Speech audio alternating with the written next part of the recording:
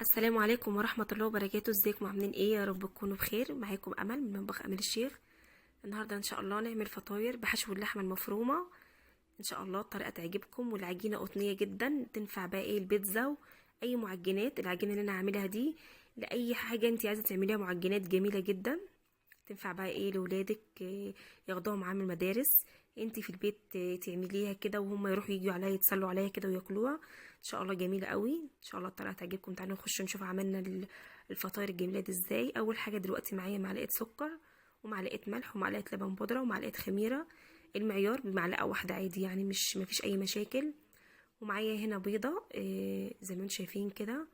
ومعايا هنا ايه زيت وزبادي. زيت عادي، ده مش زيت زيتون، هي الازازه كانت عندي زيت زيتون وخلصت، وانا حطيت فيها ايه الزيت العادي بتاعنا وكده. ومعايا هنا لبن لبن رايب. ومعايا هنا حوالي 3/4 كيلو من الدقيق. ماشي، دي المكونات بتاعتنا. العجينه زي ما قلت لكم ينفع، يعني العجينه ديت جميله جدا، ينفع تعملي بيها بيتزا فينو لكذا حاجه، يعني مش شرط الفطير اللي انا عاملاها، ينفع تعملي بيها اي حاجه تانية. اول حاجه خالص هبتدي ان انا هنزل بالمواد السائله. الاول هنزل بالبيضه واقلبها كويس زي ما انتم شايفين كده. وبعد كده هنزل بقى باللبن. اللبن بتاعي اللبن لازم يكون رايب، انا بحب المعجنات تبقى بلبن رايب مش لبن حليب، بحس ان هي بتدي طعم احسن ونتيجه افضل وكده يعني. بعد كده ببتدي ان اقلب اللبن زي ما انتم شايفين كده بالبيضه، وانزل بقى بالزبادي. شوفوا انا حاطه زبادي وحاطه لبن بودره ولبن رايب عشان العجينه، لان اطفالك اللي ياكلوها لازم تبقي انتي حاطه فيها كل المواد الحلوه عشان حاجه تبقى حاجه غذائيه لهم كويسه وكده يعني. فبقلب كويس خالص زي ما انتم شايفين كده. وبعد كده هنزل بقى بالسكر والمكونات الناشفه بقى زي ما انتم شايفين كده. واقلب كويس قوي، واحط كمان شويه نقطه زيت كده زي ما انتم شايفين. الدقيق بقى ممكن تخلي جنبك كيلو او 3/4 على حسب يعني حسب المواد السائله دي، ما هتاخد معاكي نص او كيلو او زي ما حسب ما هي هتاخد بقى. وكده زي ما انتم شايفين ببتدي بقى ان اقطف الزيت زي ما قلت لكم، نقطه بسيطه، ما تزوديش قوي مش كتير قوي.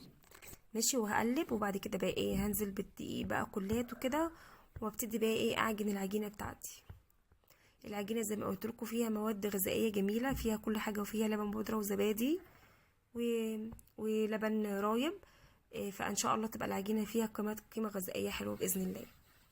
احنا اطفالنا دول اهم حاجه عندنا، فلازم نعمل لهم كل حاجه باهتمام، وكل حاجه تبقى ان شاء الله حلوه يستفيدوا بيها باذن الله.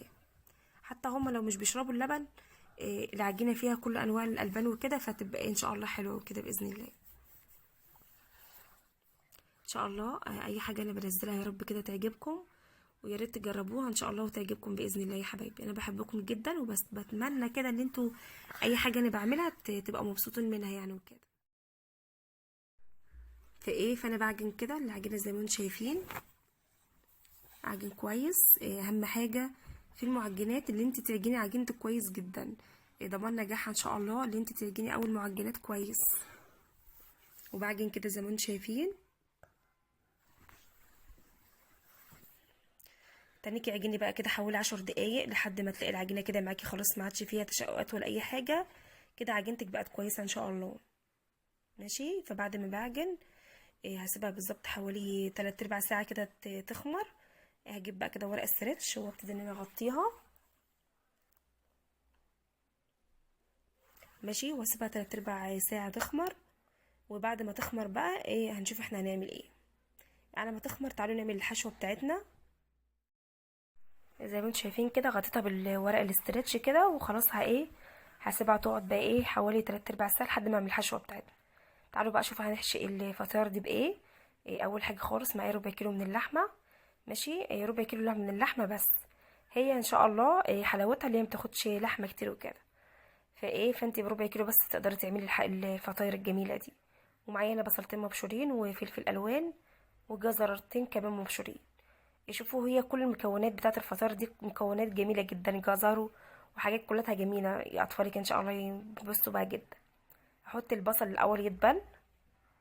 انا اللحمه مش هعصجها فيها، اللحمه هخليها نيه. انا بس بتبل الخضار ده بحيث اللي هو ما يخرفش معاكي لما ما يبقى يستوي، لما يجي يدخل الفرن وما يخرفش، ما يبقاش يعني ني وكده. زي ما انتم شايفين كده بدأت اللي انا ايه ادبل البصلة، وبعد كده احط الفلفل الالوان واحط الجزر، ويتبالوا بقى مع بعض لمدة ربع ساعة، يعني ايه 10 دقايق ربع ساعة بالكتير كده، ان شاء الله يكون الحاجات دي دبلت معانا. ان شاء الله الفطار دي تعجبكم باذن الله يا حبايبي.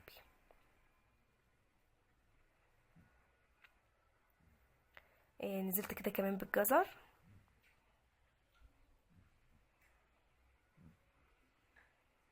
واقلب كويس.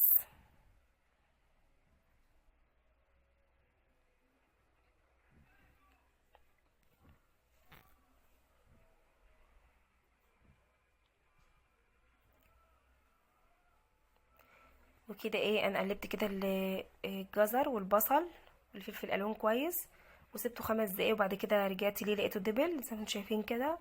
هبتدي احط عليه البهارات بتاعتي بقى. معايا هنا ملح وسكر، لازم احط سكر على الحاجات دي، وفلفل اسمر، والسبع بهارات، وشعره بسيطه كده من الكمون. انا بحط ليه سكر. السكر عامه جميل جدا، وبيخلي الاكل بتاعك طعمه حلو. فانت في كل اكلاتك حطي سكر عادي من نص معلقه بسيطه، هي مش هت مش هت يعني هتعسل الاكل، وفي نفس الوقت مش هتعمل طعم وحش ولا حاجه. وزي ما انتم شايفين كده طفيت عليه كده، وهبتدي ان اجيب ربع كيلو اللحمه بتاعي بقى واحطه كده عليه واقلبه كويس جدا. هنعمل بقى الفطار باشكال جميله. صدقوني لما تعملوها لاولادك هيحبوها وهتعجبهم جدا. تغيير بقى هم عايزين حاجات اشكال جديده ومعجنات، هم بيحبوا المعجنات عامه الاطفال، مش عايزين بقى محشي ولا رز ولا كده. فانت لما تعملي الحاجات دي وتزودي فيها اللبن وتعمليها بطريقه حلوه، في نفس الوقت هتبقى حلوه لهم، وفي نفس الوقت هينبسطوا بيها جدا. هقسم العجينه على نصين كده مرتين، زي ما انتم شايفين كده. وخدت العجينه حطيتها كده على ورقه زبده عشان افرد عليها، ودهنت ورقه الزبده نقطه زيت بسيطه خالص، بحيث اللي هي ما تلزقش معاكي وكده. انا بحب افرد المعجنات على ورق زبده مش على الرخامه. بحس ان الرخامه مهما انت نضفتيها وكده، يعني المفروض ان انت الافضل تفرديه على ورق زبده عشان ما يبقاش فيه اي ميكروبات ولا اي حاجه. انت فرديها كده ورق زبده احسن. ما عندكيش ورق زبده عادي بقى افرديها على الرخامه وخلاص، بس انا قصدي لو عندك افرديها على ورق زبده احسن. فبفردها كده زي ما انتم شايفين. اهم حاجه النظافه، نظافه المطبخ بالذات. لازم كده تبقي منظفه حواليكي كل حاجتك، ونضفي اول باول. صدقوني حتى لما بتغسلي مواعيد مثلا اول باول بتحسي ان انتي مرتاحه نفسيا كده. فانتي كل حاجه حواليكي كده نضفيها اول باول عشان ما تبقاش فيه زحمه بس جنبك وكده. بفرك كده زي ما انتم شايفين. العجينه لازم تبقى شفتي اكنك مثلا بتعملي بيتزا كده، يعني السمك بتاعها يبقى اكنه سمك البيتزا وكده. فردتها لان معلش انا بصور بايده، بفرد في الايد بالايد التانية، فممكن الكاميرا ما تكونش مظبوطه قوي كده زي ما انتم شايفين. اشوف اي حاجه عندي بقى اقطع بيها على شكل دايره. انا ما لقيتش، فجبت الشفشق الغطا بتاع الشفشق بتاعي، مش هيقول لا يعني وكده. زي ما انتم شايفين قطعت بيه كده بالشكل ده كده. هكمل بقى بقيه كل الكميه، وهلم العجينه تاني وهعمل هكذا تاني. ماشي زي ما انتم شايفين كده.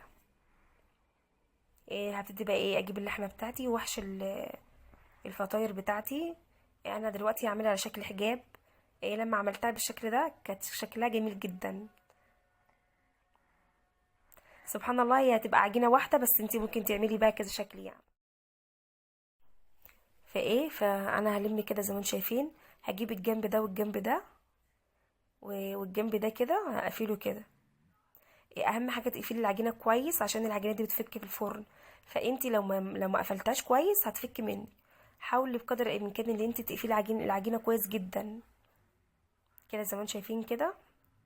انا قفلتها كده، هي بتعمليها على شكل حجاب، فانا بقفلها كويس عشان ما تفكش مني، لاني بعد ما بتدخل الفرن مش هتعرفي تعالجيها بقى. انت دلوقتي بتعرفي تعالجيها. شايفين شكلها جميل جدا، لذيذه قوي على فكره. وبقفل كده. ممكن انت تبلي ايدك ميه بسيطه خالص، وتبداي تقفلي كده من الجناب عشان بس العجينه بس ما تفتحش معاكي في الفرن. شكل كده. هكمل بقيه الكميه بقى كده زي ما انتم شايفين. انا عملت الصينيه حجاب، والصينيه التانية هتبقى سمبوسك. يعني ايه شكلها شكل السمبوسك يعني وكده. ما يبقى معايا هنا بيضه، الصفار بتاع البيضه ومعلقه صلصه مش كاتشب. انا مش بستطعم طعم الكاتشب او في المعجنات ما بيجي تديني يعني حاجه بيه. الكاتشب بيبقى مسكر فبتحس ان العجينه كده طعمها مختلف شويه. فببتدي ان انا احط ايه بقى إيه بيضه ومعلقه صلصه احسن. ماشي.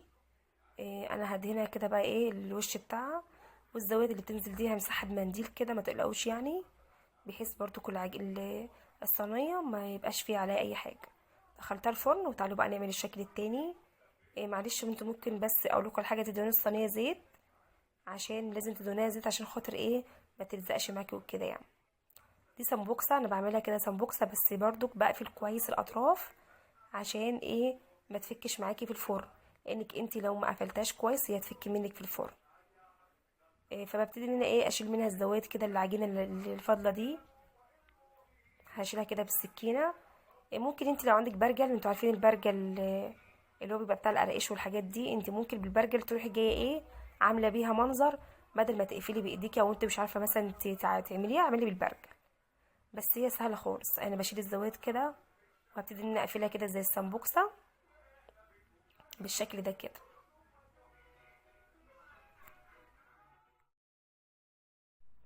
انا عملتها بالشكل كده كده بالشكل ده. بصوا كده سمبوكسه عاديه خالص. وهكمل كمان بقيه الكميه وارجع لكم تاني. كده انا عملت كل الكميه زي ما انتم شايفين شكلها جميله جدا. انا عملت كذا شكل بقى وبعدينها برضو بنفس بالبيضه والصلصه بتاعتنا. ليه بيضه وصلصه بقى؟ بتحمرها وبتطعمها وبتخلي طعمها جميل جدا على فكره. يعني ما تحطيش صفار بيضه بس، حطي معلقه صلصه جربيها ان شاء الله تعجبك باذن الله. وكده بالتلات ارباع كيلو دقيق والربع كيلو لحمه يعني طلعوا معايا بالظبط حوالي مثلا اللهم صل على النبي 35 فطيرة كده. يعني كده ايه جميلة جدا وعيالك انبسطوا بيهم. بالطريقة دي زي ما انتم شايفين كده وقطنية جدا. كانت طعمها حلو قوي على فكرة، وعجينتها تحفة. ان شاء الله تجربوها تعجبكم يا حبايبي. انا عجبتكم بقى ما تنسونوش في اللايك وفعلوا الجرس واشتركوا في قناتي عشان يوصلكم منه كل جديد. واسيبكم في رعاية الله ومع الف سلامة حبايبي. بس جربوها ان شاء الله هتعجبكم قوي باذن الله. مع السلامه، هتوحشوني ان شاء الله في الوصفه التانية باذن الله اللي هنعملها مع بعض.